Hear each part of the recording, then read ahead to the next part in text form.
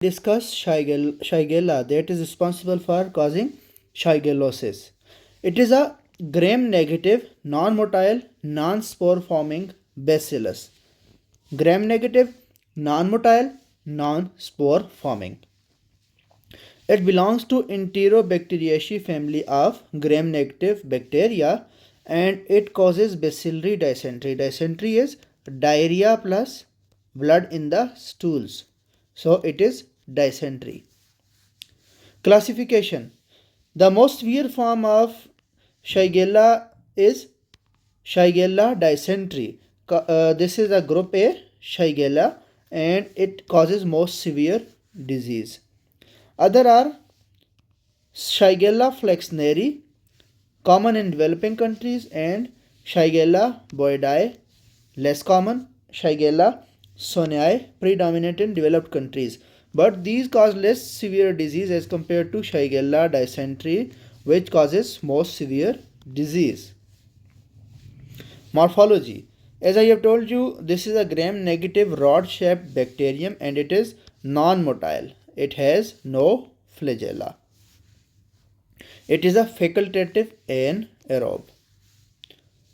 Pathogenesis. When it enters the body through the fecal-oral route via either contaminated food or water, it has a very low infectious dose, that is almost 10 to 100 organisms are when entered into the body, then they can cause dysentery.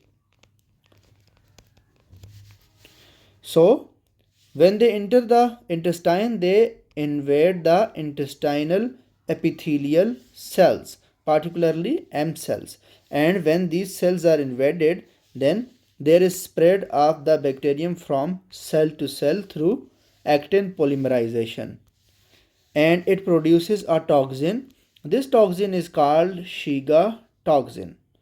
This Shiga toxin is responsible for causing this dysentery by Shigella dysenteria. It causes endothelial damage and hemolytic uremic syndrome also. This is a complication of Shigella. Clinical features. The incubation period after entrance of the bacterium in the intestine is 1 to 3 days and the symptoms patient presents with are fever, crampy abdominal pain, watery diarrhea initially and it then progresses to bloody diarrhea because this organism invades the intestinal epithelial cells. Therefore, it leads to watery diarrhea initially but then bloody diarrhea with mucus, dysentery.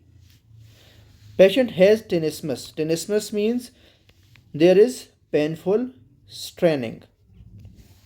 Complications. Patient has dehydration as seen with any diarrhea, then can have seizures in children, toxic megacolon and hemolytic uremic syndrome. Hemolytic uremic syndrome consists of acute kidney injury, microangiopathic hemolytic anemia and thrombocytopenia. So this is a triad of hemolytic uremic syndrome. It is also seen with E. coli O157 H7. O157 H7. Diagnosis. Actually, we first do stool RE and see it under the microscope. There are pus cells in the stool and also RBCs in the stool.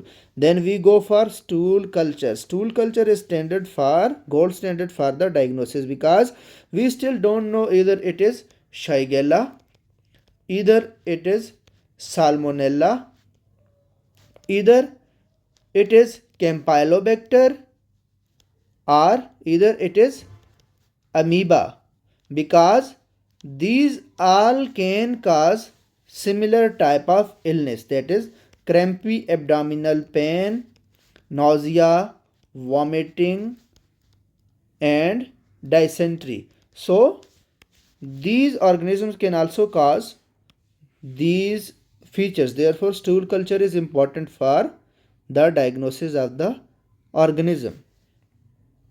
Serotyping can be done for species identification, but this is not needed in clinical setup. Treatment. First one, in case of any diarrhea, we should go for IV fluids, that is rehydration therapy. Then antibiotics are given.